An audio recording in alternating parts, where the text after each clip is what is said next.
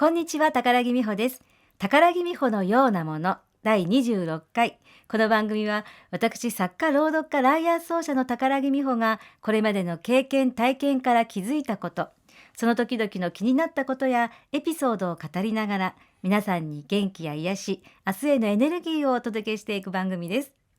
どうぞ最後までお付き合いください。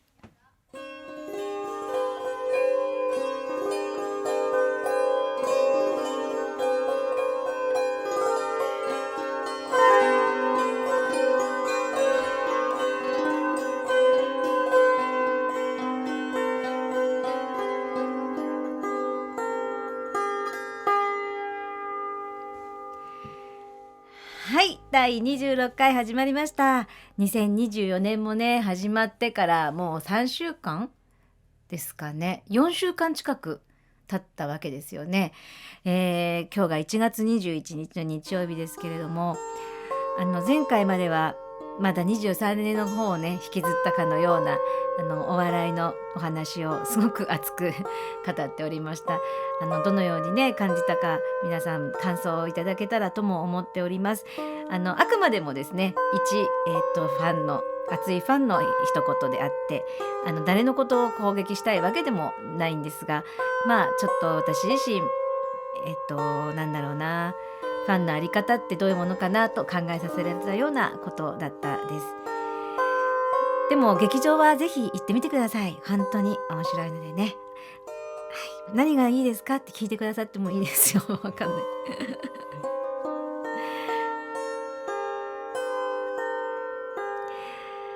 いですね、今日録音してるのがまだ実はちょっとね2023年なんですよ。未来ってどうなってるんでしょうね。面白いですよね。こういう時間の軸が書いたみたいな感じってね。最近ですねちょっと嬉しいことがあったんで、そのお話をねしようかなと思うんですね。というのは私は絵本ショップのなんとか堂さん、南に都に中華の華に堂って書くね、なんとか堂さんでですね、ここ絵本ショップなんですけど棚貸しというのをしてるんですね。9人の方が棚を借りて今いるんですけども、棚を借りてそこに自分の好きな本を自分で販売したり、あとは私だったらば卵の独り言やカッパの憂鬱って本とかを置いたりしてるんですけれども、その自分自身の棚ですよね。その棚貸しの方の中の一人にですね、庭木屋さん、庭師っていうのかなをやってらっしゃる女性の方がいるんです。でこの間ですね、もうなんか不思議だなと思うのが、全て不思議だとは思うことっていう話なんですけども、あの私がたまたまそのなんとかさんに自分の棚を見に行ってんで行って、もう終わりのギリギリの頃にその方もいらしたんですよ。で日野市ってね、ペイペイで支払うと12月の25日まで20%オフとかがあって、でだけどもなんか大手はあまり出てなくてね、でも個人商店とかを応援するためだったんですよ。なんだけどあるスーパーは使えるんですよってその方が教えてくれ、それはいい話だなと。他で使えなかったんでそこ行きたいなと思って、じゃあ私も一緒に行きますみたいな。で彼女と一緒に行ったりして、でお店をいろいろ開拓したりとかあったんですよ。でそんな風にその方とはもういろんな接点があってやり取りをしてて、そしたらね野菜があるんですよと。野菜のね販売所でもねちょっとお仕事詰めたりする仕事もされていて、でその中の野菜で宝木さんもしよかったら届けますよと。で私も私でその時にあったのにキウイをもらっていっぱい持ってたのにあげるのを忘れてしまったっていうのもあったんで、じゃあ家が近いんで届けに来ますよ、じゃあ私もキウイをあげますよみたいな、そんなじゃあ物々交換みたいな感じでね待ってたんです。でその時にね来てくれた時にはっと思って、私の母はうちはね庭がね、あるんですけれども、私の母は本当にグリーンフィンガーっていうんだそうですけど、本当に緑を育てるのがもうとっても得意な母親でね、で本当にその庭のいろんなところにいろんなものを彼女だけが分かってるみたいな宝探し的に、ここに何があった、ここに何があった、ここにみょうががあった、ここにフキノトウがあった、ここからかぼちゃが出てきたとかっていう風にいろんなものをもう本当マジックのように作ってる人だったんです。で母はそれだけ野菜とかも作るから作り方なんて分かってるんだけど、毎晩寝る時に野菜の作り方の本を嬉しそうに見てるっていうようなぐらい畑仕事が好きだったんですよね。で母は2020年の6月に亡くなって、4月に病気が分かって6月に亡くなって、自宅で見とったんですけれども、でそこからどうしよう、庭のこと聞いとかなきゃなんて思ったりして、私も一生懸命母に聞いて、でもそんなに分かんないわけですよ、私だと。そしたら亡くなった後にやっぱ分からないので、父は毎年野菜作って今くれてるんですけれども、でもだんだん掘り起こされていくっていうか、なんか本当はもっとなんか宝物があったかもしれないのがだんだんもうなくなっていっててね。でちょっと父の手も悪かったりして、だんだん畑が荒れ果てて、私はね母と反対で枯らしちゃう手を持ってるんですよ。これ何フィンガーって言うんでしょうね、わかんないんだけど。で困ってたんです。庭をどうしたらいいか。でそうだ、彼女庭師じゃないと思って、ちょっと見て見て、で父にちょっと言ってみたら、綺麗にしてくれるんだったら嬉しいなって話になったんですよ。それで見て見てって言って見てもらってたら、すっごい喜んでやりますって言ってくれて、綺麗にしたいって言ってくれて、実は1月21日ではもうねいろんなことが分かってるかもしれないんですけど、1月3日の日にね来てくれることにもうなって終わってると思いますが、なったんです。それで本当に彼女からもさせてもらえることが嬉しくてしょうがないっていう話をしてくれて、で私が母からどこに何があるかっていうのを忘れないようにと思って録画しといた映像とか、あとはその亡くなる日に庭っていうか、もう庭には立てないんで、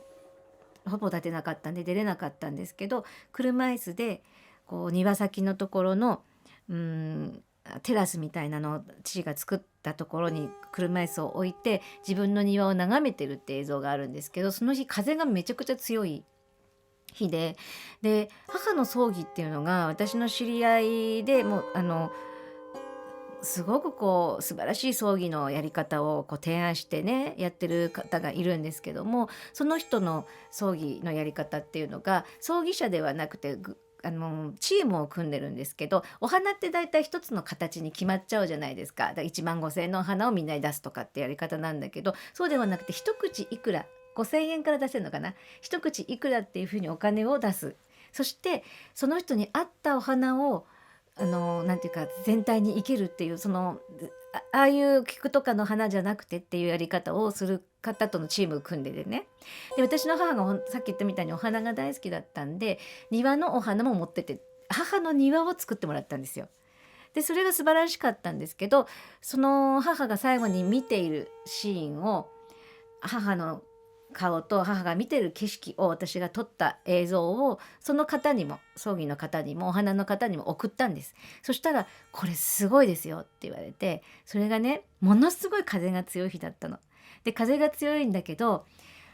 これは植物が分かる人じゃないと多分分かんないんですけど、見ると全ての葉っぱが微妙にぶつからないようになってるんですって。風が強くてもそういう植え方をうちの母が分かってるのか分かってないのか分かんないけどやってるんですって。でそれはもう私じゃ分からないじゃない。でそのお話をその彼女にもしたわけです。その母の庭を。でその映像を見せてくださいみたいなことに今なってて、それでなんか母の庭もで彼女もこのために私は宝木さんと出会ったのかもしれませんねなんていうような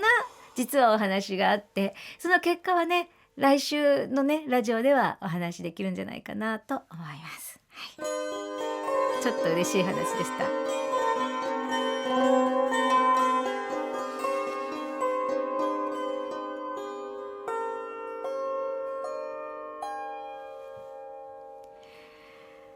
はい、ちょっとといい話から始まったんですけど、今日は実はね少しだけねそんなに堅苦しいことでもないんですけども、難しいというかなんていうか、皆さんがいろんな思いを持ってる話をちょっとだけやっぱりしたくてですね、していこうかなって思うんですね。で初めにちょっと言っておきます。私はですね、決めつけというのが好きじゃないというのが、この宝木美穂のようなものってつけるぐらいなんでね、これが私の全てだと言っても過言ではないぐらいなんです。だから例えばね、よく幽霊がいるのかいないのかこんな話になっちゃうんですけど、 UFO がいるのかいないのかみたいなところで、例えば科学で証明できないものはいないって言い切っちゃう人とかもいるんですけど、そんなに私たちって全てがわかるものですかみたいなことを思ったりするんで、全部可能性を残したいタイプなんですね。じゃあ前世があるのかないのか、前世のことを語ってる子がいる、この子が語ってる子たちが全員嘘ついてるとは私には思えないんで、だから何らかの、何かがあるだろうなっていう、それをどう証明していいかわからないけどあるだろうなとも思います。それから科学で証明できないものはないみたいなことも、そんなに科学が万能かしらっていうのが本当に私は思うようなことを経験してきていたりするので、先週ちょこっとだけ最後は精神論かいみたいな話じゃないですけども、和牛さんがっていう話も出ましたよね。優勝がどうのこうのとか、勝ち切り方をっていう監督のあれもそうですけども、最後はその思いが強いものがっていうのは皆さんよく知ってるだろうなと思うしね。勝負事の時の表情でどっちが勝つか分かるって人がいたりとかね、そういうことも含めて、なんていうのかな、精神のっていうのが侮れない。それは今はまだ、科学では解明できないかもしれないけど、それぐらい科学は万能ではないから、だから科学で証明できないからないとか、そういう短絡的な発想にはなりたくないなと思って生きている人間なんです。だからわからないものがないということもなく、そしてだからといって、そのまま信じるっていうのもちょっと違うなとも思うようなところがあります。で、何の話をねしたいと思ってるかっていうと、去年ぐらいから多くの人がね実は感じてて、なかなか言葉に出せないことがあるだろうなって思うのが、ちょっと亡くなる方が多いような気がするっていうことなわけですよ。超過死亡っていうことですね。普段毎年亡くなる人数よりも明らかに多く亡くなってきてるよねということですね。例えば年齢が上がってくれば、周りで亡くなる方がね、友達の年齢も上がっていくわけだし、知り合いのね、それは多いでしょうっていうのはあるんですけれども、それにしてもというのが、私は正直本当に感じてます。で、私の、周りで言っても、自分の、親戚というかね、私にとっては遠い親戚ばかりでしたけれども、6人ぐらい亡くなられてたりとかするのもありますし、周りでもねたくさん聞いているということと、当然ながら有名人の方で亡くなられた方というのがすごく多いというのは、とても気になるところなんですよね。で、じゃあ一体これは何がどういうことなんだろうというのは、ちょっと考えますよね、それはね。で、皆さん覚えてるでしょうかねというのがありまして、2020年にね、2月3月ぐらいから日本でもコロナのことが取り出されてきて、そして、3密を避けようという話だって、みんなどうしていいか分からなくて、マスクをしようとか、手洗いをアルコールのでしなきゃいけないとか、いろんなことがあったじゃないですかね。あの年って実は死亡者が減ったんですよね。で、それがインフルエンザもなかったしっていうのもあるし、それはもう皆さんが外に行かなかったので、人とやっぱり話すこともなかったんで、感染っていうのは確かに減ったわけですよね。で、その2020年というのは他にもその空気がものすごくきれいになった、世界的にねだったりとか、来なかったイルカが戻ってきたみたいな話があったりね、私たち人間が経済活動をしないということでこんなことが起きるんだみたいなことがありましたよね。で、だからといって私たちは、やっぱり生きているわけですから、じゃあ経済活動を止めたらいいのかっていうそんな簡単なことを言いたいわけじゃないんですけども、2020年は亡くなる方というのが、減ったわけですよ。毎年に比べて。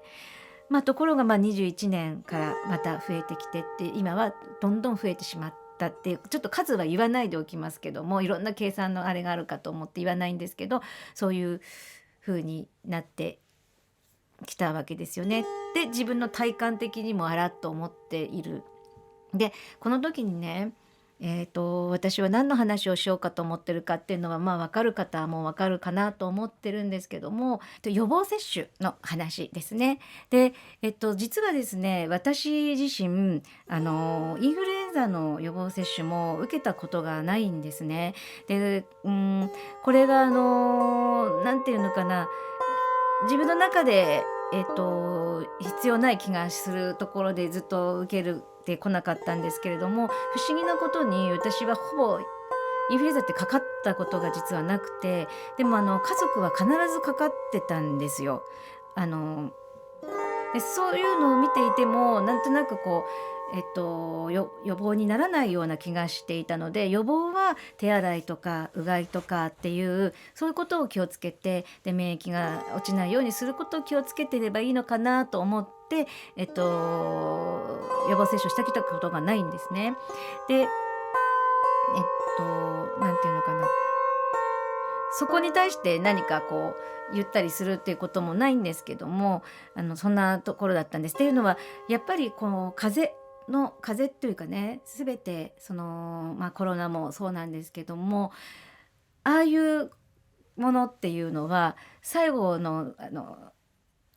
誰がどうするのっていうのは自分の体が撃退するしかないわけですよ。だからどこにも特効薬って実はないんですね。でそのことってもう皆さん本当は知ってたんだけど、ちょっと忘れてしまってるかもしれないなって思うんですね。だから日頃からどれだけ免疫を高めておくかとか、がんとかも実はそうですよね。がん細胞が死滅するのは、何度以上体温が上がってると、だから35度台だとめちゃくちゃ増殖するということが分かってるわけですよ。だとしたらば36度5分以上をキープするようなことを自分で努力をする。低い人は悲しんでないで努力をする。どうするとそれがなるのか、筋肉を増やせばなるのかとかってことがあるわけですよね。なので実は予防って自分の力でやるしかない。薬はあくまでも補助だと前も私も言ってたんですけど言ってました。でちょっと話した通り副作用が結構出やすい体質でもあるんですよね。それもあってずっと予防接種も受けてこなかったんです。なので私はもともとコロナが流行り始めた時から打つことはないなって思ってきたんですね。でそうこうしてるうちに私2021年に大怪我をしてしまって、もうその予防接種を皆さんが受け始めた頃なんて手が大変な状態だったんで、ちょっとでも熱が上がるなんていうのはもう考えられない。ただでさえもう左手がもう熱を持ってて40分水で冷やさなきゃいけないような状況を毎日やってましたから、とてもじゃないけど打つなんてことはできないし、病院でもそんなこと望みもしないっていう状況だったんでね、そういうのもあって打ってこなかったんですよ。だったんですけれども、ちらほらとですね、やっぱり打った直後から具合が悪くなってるという話が私の耳には入ってきてたんです。で皆さんがね、もしも打ってらっしゃった方がね、もし何もなければね、いいんですけれども、私ね、こういう話をするときにとっても大事にしておきたいことがあって、なんだ高木さんは反対派か、じゃあ陰謀論だなとかっていうことじゃないよってことが言いたいんです。で本当に皆さんずっ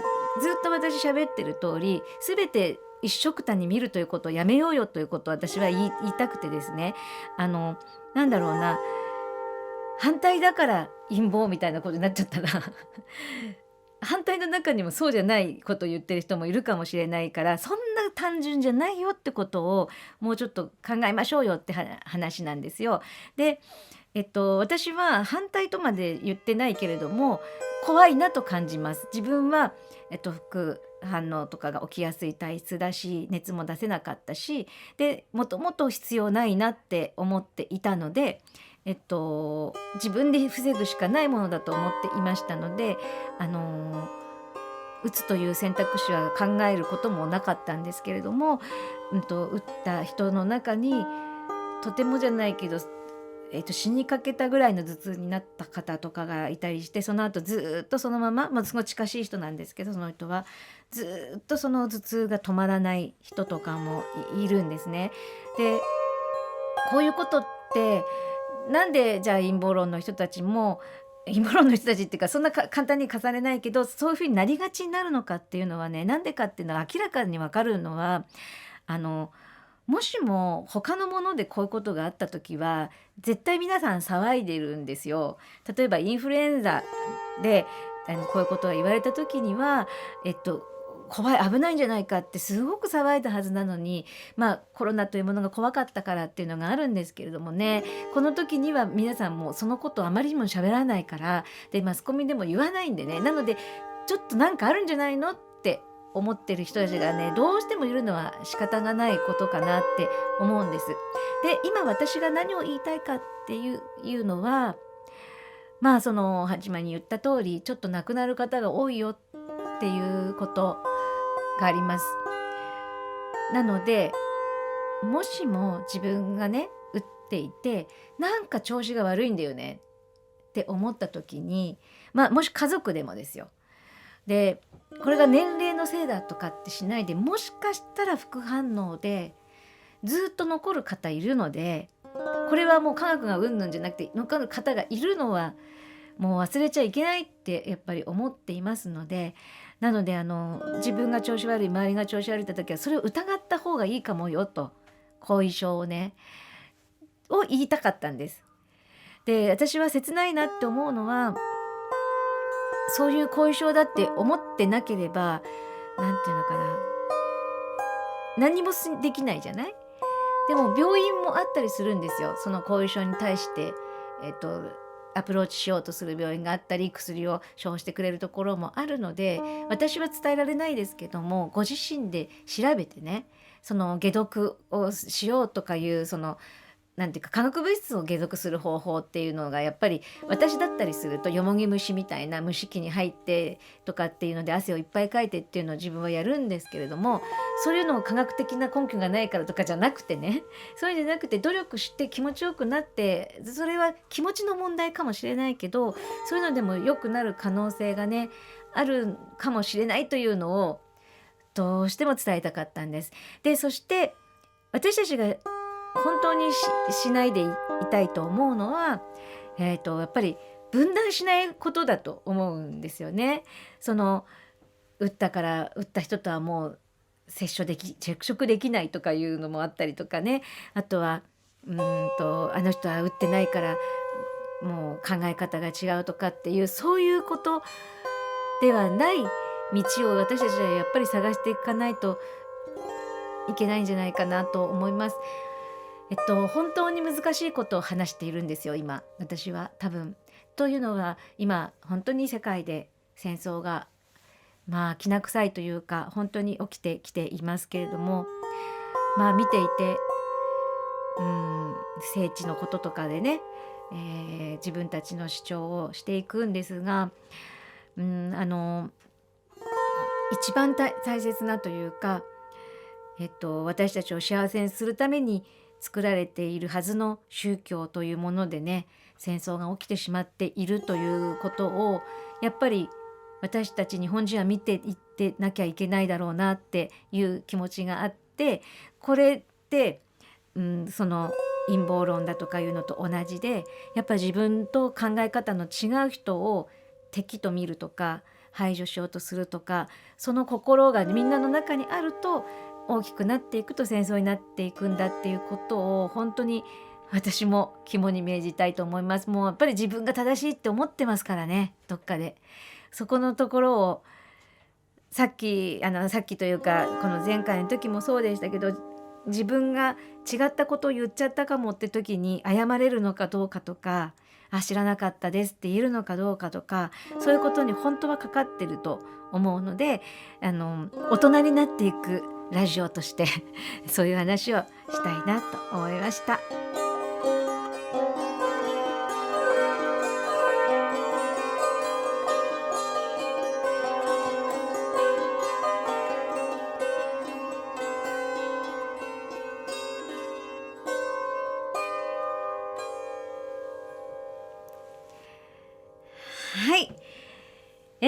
日はちょっと真面目なね、最近真面目なことが多いんで、高木さん真面目な人なんじゃないかと思われたら困るんですけれども、本当にね、真面目なんていうものはね、壊していった方がいいんですが、でもちょっと真面目なとこもあります。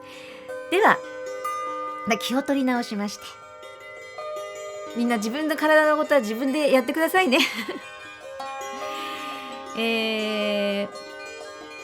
私のおっちょこちょい自慢のコーナーです。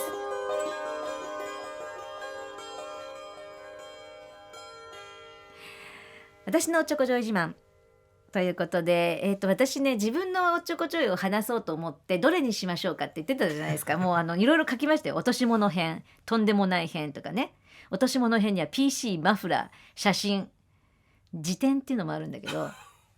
ね、いっぱいあるんですが、ちょっと今日母の庭の話をしたんで、母のおっちょこちょいをちょっとね、うまく話せたらいいなと思うんですけど、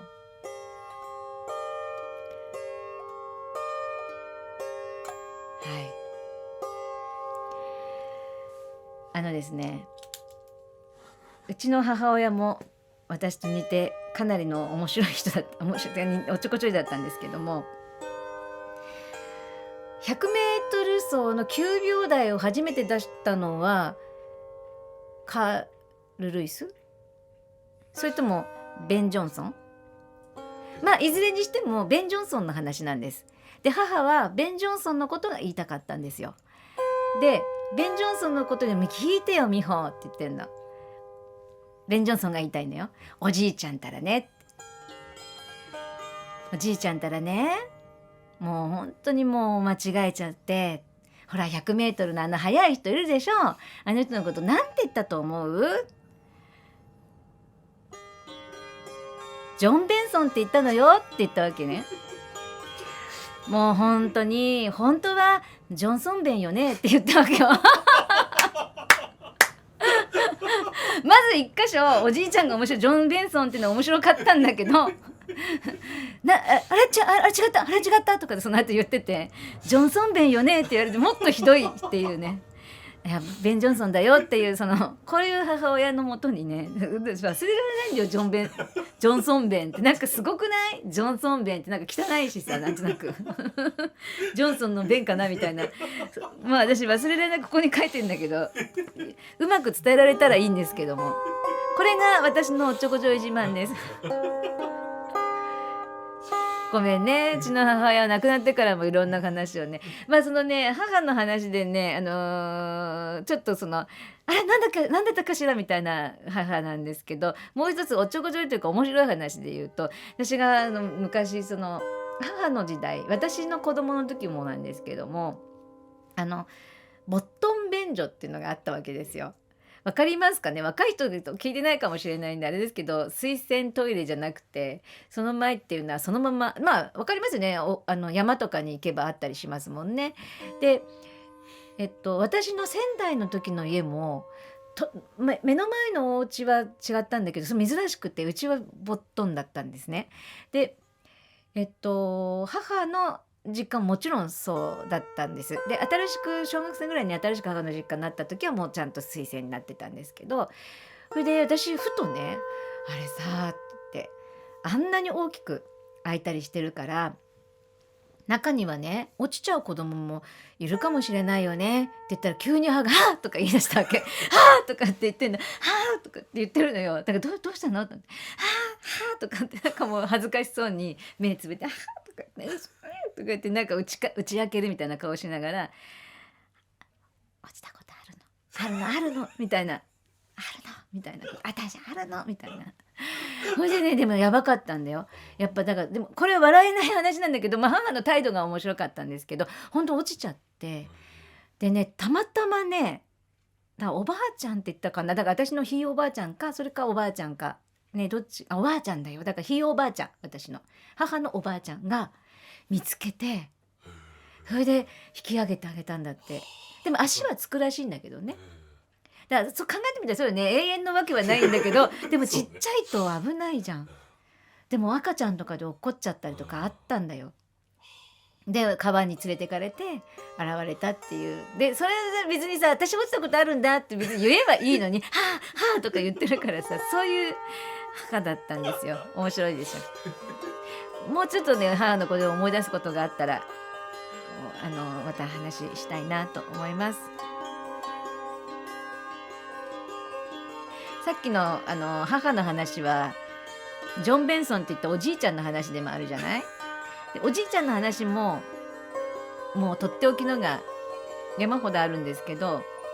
まあ少しずつ話していこうかなと思っています。最近どうですか、サーラさん、おっちょこちょいしてるおっちょこちょいしてるってすごいよね。電車は大丈夫？最近ないな。落とし物とかしないですか？私もしないですね。でもこの間また電車乗り間違ったな。やっぱり。結構掘ってくとあるんだよね。どうしようかな。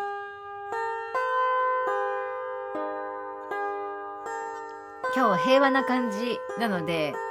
もう一個絵本を紹介して終わりにしますね。私基本的にですね、自分の作品をライブでは読んでます。で、私がナレーターとかをやっていない理由、前から話してましたけどもね、私がそれこそ私こそ和牛の川西さんですよ。こだわりが強いわけですね。なので何でもかんでもやれない。でこれでもタレントだとしたら欠点だからね。だってさ、自分が売りたくないものでもね、自分の力で CM に起用されてね、私が大嫌いなある企業とかわかんない、大嫌いなある企業って別に言わないですけどあったとして、でそれを起用されたとすごい大手だと、めちゃくちゃお金が動くと、それを出るか出ないかで自分の影響力があったとしたらば、その声の強さとか知ってるし、自分もこれ絶対いいよって言ったら買っちゃう人もいるかもと思った時に、買ってほしくないものだった時に私は我慢ができない人なわけです。できる人ってすごいなって思うし、否定もしないけど私はそうなんですね。だからめったなことじゃない限り読みたい、ライブでって思う作品ってあまりないんですよね。それが去年の末にその絵本ショップでお客様に店主の優子さんがね、紹介してて、うわ何これいいじゃんって言って気に入ってしまって買ってしまったのがですね、同じ空の下でっていう絵本です。でこれねぜひ調べてみてほしいんですけれども、同じ空の下でって書いてあって、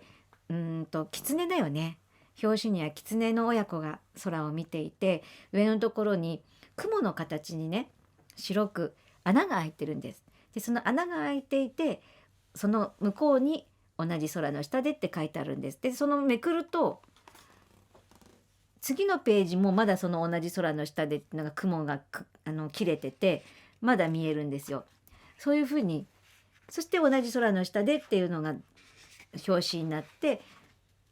進んでいくっていう、ここにも雲がみんな絵が切れていてねっていうね、そういう絵本なんですけど、ブリッタ・テッケントラップさんっていう人が、絵をして描いてらっしゃるんですけど、まあちょっと本当に素敵なんですね。で私は今年の抱負っていうのを、いろんなとこでライブやりたいですとかって言っていたんですけども、もちろんその気持ちも変わらないんですが、こういう絵本を作らなきゃな、こういう作品を作んなきゃダメでしょ宝木さんっていう声が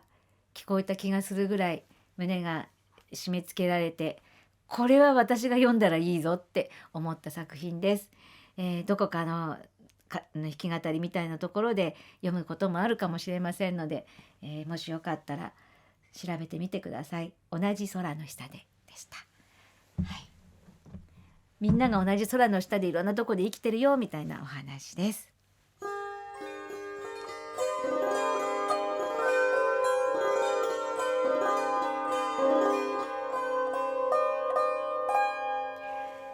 エンディングの時間になりました。は